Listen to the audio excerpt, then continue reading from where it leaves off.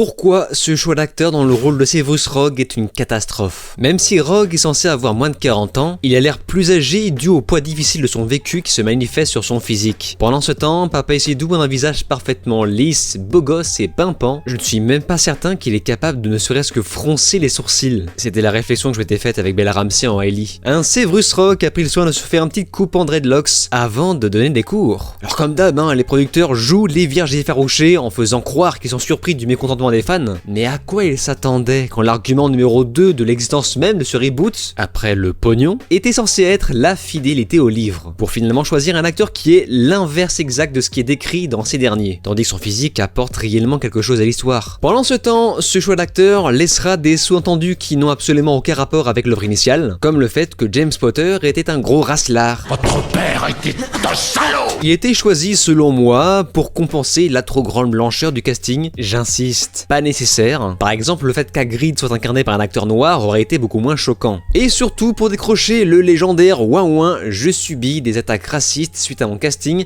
regardez comment le monde est méchant. Et le pire, c'est que ça marche. Une carte en réalité extrêmement marketing pour donner de l'intérêt à ce reboot dont tout le monde se serait foutu en temps normal. Et je ne comprends même pas en quoi c'est une super image pour la communauté noire, de se faire représenter par un prof aigri, considéré comme une ordure, avant d'apprendre qu'il était en fait un énorme cuck friendzenable, alors que tous les autres sont blancs. Mais effectivement, le monde est méchant, surtout quand il s'agit de faire des comparaisons honteuses au brillant Alan Rickman, qui nous a quittés hélas bien trop tôt. Oui, ces comparaisons seront inévitables, qu'on le veuille ou non. La première fois que j'ai vu ce choix de casting, je pensais sincèrement à une blague.